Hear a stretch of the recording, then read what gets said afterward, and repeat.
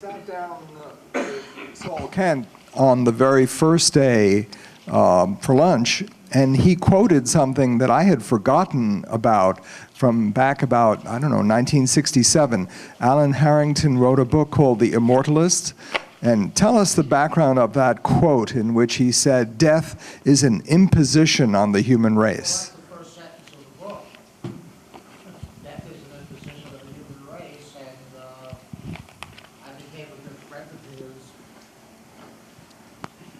When I first met him, he was living in New York, and he moved to Tucson, Arizona, and I used to visit him there at least once a year. And yeah, The Immortalist, which is a terrific book, in my opinion, with a few flaws. The first sentence is, "Death is an imposition on the human race, and it cannot be tolerated any longer." Good way to begin a book. And unfortunately, he died, I think, 10 years ago or more. It's being made into a movie, is that right? What's that? Is it being made into a movie? No, it's not a fictional work. It's essentially a long essay or nonfiction book. Incidentally, I think he's a terrific writer. He has been overlooked tremendously. His first book, which almost nobody knows about, was called The Revelations of Dr. Modesto. And the two characters in his book, one of them is like the world's greatest individualist, and another is like the world's greatest conformist, and they sort of interact in very interesting ways.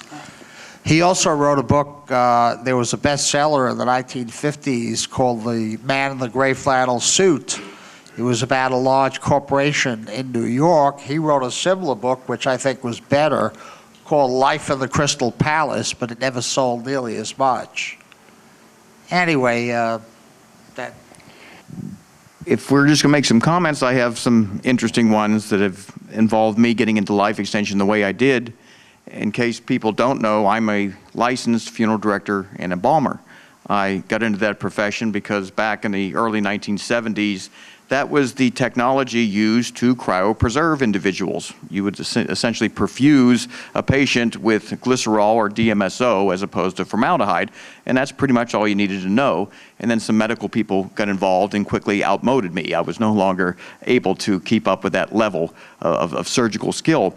But I made a lot of observations when I was doing my embalming and my funeral directing, and I was always different than anybody, as you might imagine. When families would come in and I would counsel them over the death of their loved one and what kind of casket they were going to choose, I would ask them, because I was always curious. No matter what age they were, I would always say, "He just seems so young. How did he die so young?" No matter what age, I'd say that to make them feel better, or maybe make them feel worse. I don't know. But almost every one of them could identify a lifestyle factor that caused that person to die prematurely. Often it was smoking, alcohol, poor diet, and not treating their diabetes properly, but they kind of knew what caused their loved one to prematurely die. So that was an interesting observation. I'm talking about the 1970s when I was doing this, long before people got into this health craze that we're in, that it's never going to end. We're always going to want to be healthy, so I don't see that ever going backwards. But people way back then kind of knew what was killing them, and they weren't always availing themselves to ways to prevent that from happening. One of the more gruesome aspects of what I had to do was picking up deceased individuals in nursing homes. I don't know how much nursing home experience people have in this room. They're often avoided because they're very depressing places. But I would go in there to pick up deceased individuals. There'd be two in a room. Often I have to go and ask the nurse, which is the deceased? Because these were end-stage Alzheimer's victims, and you really couldn't tell. And they would sometimes look at the chart and say, "That's the deceased one," because you just didn't know. But you know, you go through the hall with a gurney, there'd be people sitting in wheelchairs with the dribble coming out of their mouth, their brains were gone. They were either stroke victims or Alzheimer's victims.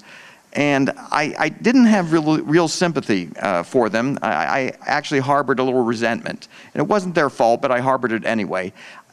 I wanted to ask every one of them, what did you do during your life to prevent yourself from getting into this position? What step did you take to not grow old and degenerate like this? And it would be an unfair question because back in their days, there wasn't really much they could do. There really wasn't much they could do, but I knew there was a lot that I could do. So I made a personal commitment to myself that every day of my life, I would do something to try to figure out a way to slow this horrific aging process we're all suffering from. I made that commitment. A lot of that was just based on seeing the results of people who didn't make a commitment, who did nothing about it.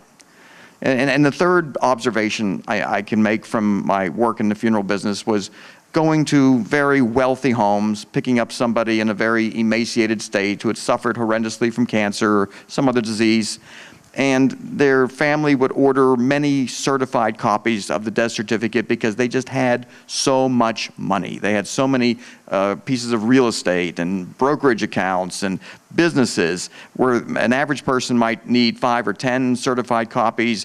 The widow would typically say, well, we need at least 50. And I would think, I wonder how much money that person during their life put into cancer research or some other type of research that may have enabled them to enjoy the mansion that I was carting them out of for the last time. And I think for the most part, they probably didn't contribute a whole lot. So when we go and do our fundraising, I hope we can remind people what we're really trying to accomplish here. My objective is to die with as little money as possible, because if I'm laying there knowing I've got a week to live, I got a big pile of money, I'm going to feel like an idiot. I'm going to say, I didn't spend enough. I should have spent more instead of worrying about retirement and things like that.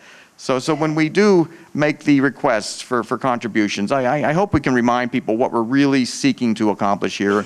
And if someone has more than what they're ever going to need to spend, I hope they'll consider what we're trying to accomplish here, because for their own benefit and for others, it's more important than anything I can imagine.